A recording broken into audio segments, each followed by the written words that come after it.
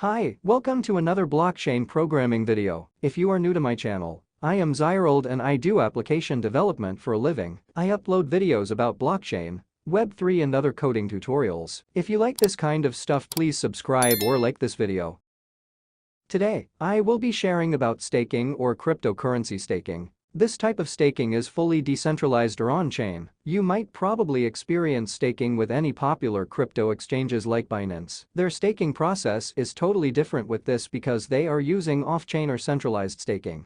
Staking is a very useful and common features for any crypto projects. Usually right after the ICO or token sales, staking has been offered to prevent token holders to immediately sell their tokens into the liquidity pool. So if you are planning to build your own staking platform for your own token or native coin, then watch this video.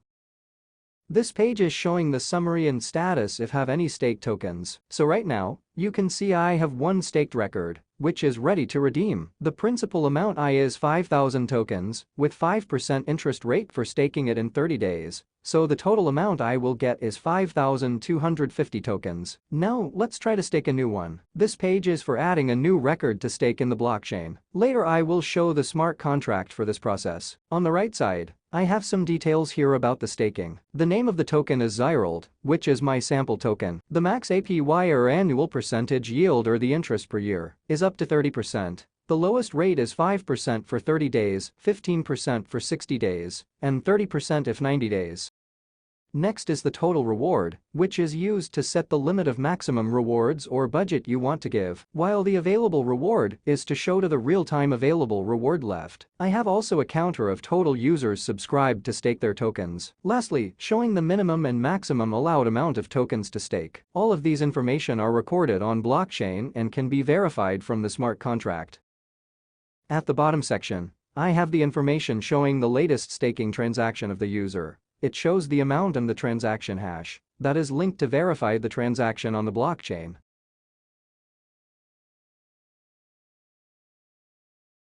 Before I continue to stake my token, let us check my current token balance. I have 179,000 available tokens.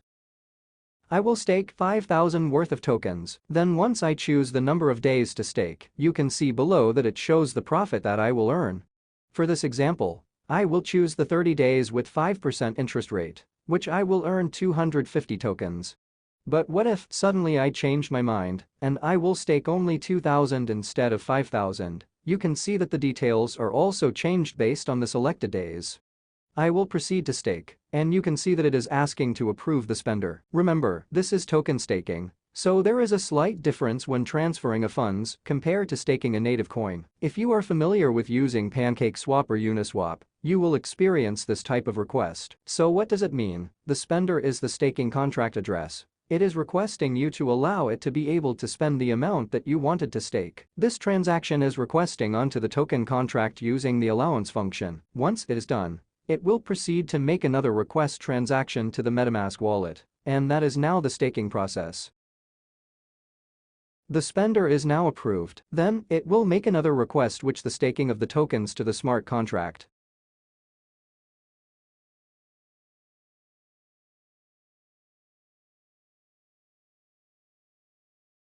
I have just successfully staked my 2,000 tokens. You can see on this page, the newly staked record has been added. The amount of token is increasing every seconds. It will give some hype to users that their money is gaining in real time. Let's go back and check the token balance in my wallet. We can confirm that the amount that I staked has been deducted. It was 179,000 before, then I staked 2,000. So the remaining balance is 177,000. Now I will try the redeem function. This one is already matured and ready to redeem. So I have a current balance of 177,000 tokens in my wallet, and I will redeem 5,250 tokens. So I should get a total of 182,250 tokens. The process of redeeming will require the user to send a transaction to smart contract. It will verify if the record is really ready to redeem based on the maturity date being set. The amount of tokens will automatically send by the smart contract to the wallet address of the user. So once the process is complete, I should see an updated token balance on my wallet. I have just redeemed my stake tokens on the smart contract. Here is the smart contract for staking. I have already added some comments on it to provide some information for it used. This staking contract. This kind of smart contract or type of application, it must be verified, so the syntax is visible to the users. In that way, it will build a very good trust to the users to stake their tokens. Because you are being transparent on how you will handle their funds, as well as how you will process the staking. You have nothing to worry about the security, because everything is being processed, and the data are set within the smart contract upon staking, and the funds are locked within the time frame being set. And only the wallet address of the owner or stakeholder can withdraw their own stake tokens. Once it is ready to redeem, nobody can get or withdraw funds that is not belong to them.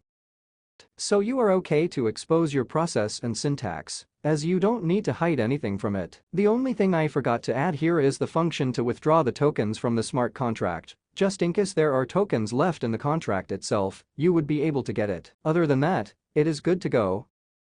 If you have anything you don't understand in this code, you can ask me by sending it on the comment section, and I will explain and help you to understand it. If you like this video, please show your support and appreciation by liking this video. Thank you for watching.